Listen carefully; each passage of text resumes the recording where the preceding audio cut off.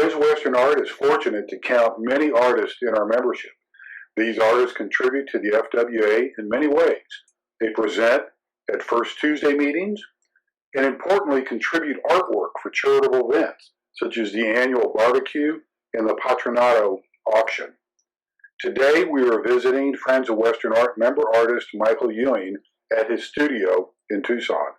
Michael, like many of us in this COVID era, has spent most of the past 6 months in relative isolation, but has been able to use this time to produce and evolve his art.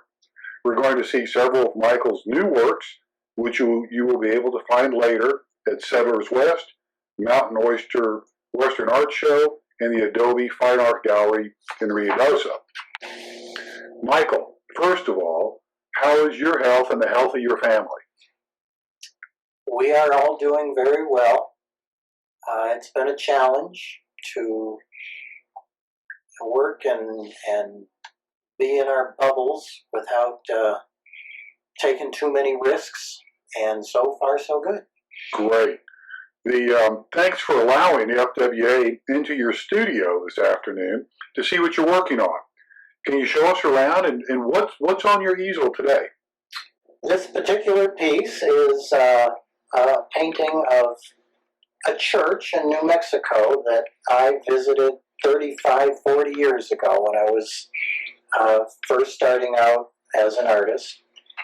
And I always liked this church because of its simplicity. In a sense, it reminded me of Ranchos de Taos, but even more simple than those buttressing in the back of that church.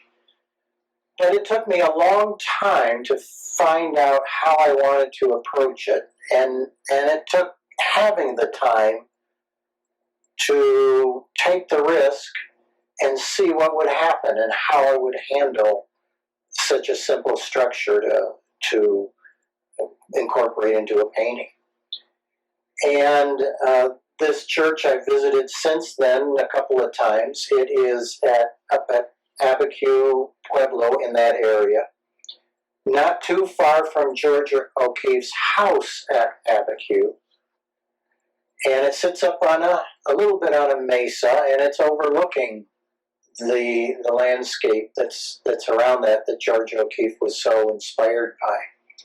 So the challenge for me in such a small painting is to get that landscape in on the left side there and get some of the colors that of the southwest, work in a nice blue sky and a nice sunny day, and then how to make the building interesting.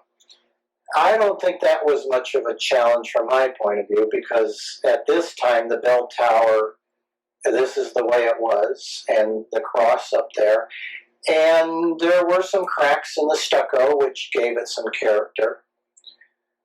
Different times of the year, the colors in the landscape in the foreground would change, but that composition came into play pretty quickly with the diagonal entrance to it, to the church.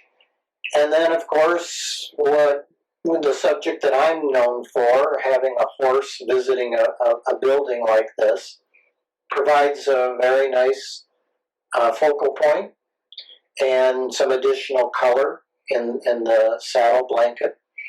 And I felt like I did what I wanted to do, and it was nice to finally get around to painting this one and having the time to do something a little different that you're not so sure is going to work. But I was very happy with the placement, choosing a vertical format, the way the churches kind of reach towards the sky. This one really does, and it was an inspiration for me to get to it. And it combines the landscape, architectural piece, and a horse, a figure in it, which are three elements that show up in a lot of my paintings. Well, I think we'll all agree that you did a superb job, an elegant job of putting those three signature pieces together in one small composition. Well, let's go on to your next painting,